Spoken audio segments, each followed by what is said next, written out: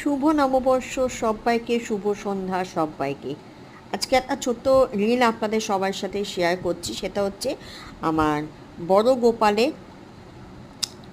আজকে কিভাবে তাকে সেবা দিলাম তারই একটা ছোট্ট ক্লিপস আপনাদের সাথে শেয়ার করছি। আশা করি আপনাদের ভালো লাগবে এবং এরকম ভিডিও পেতে গেলে, নানান রকম স্পিরিচুয়ালিটি রিলেটেড তথ্য জানতে গেলে আমার এই চ্যানেলটাকে সাবস্ক্রাইব করতে একদম ভুলবেন না।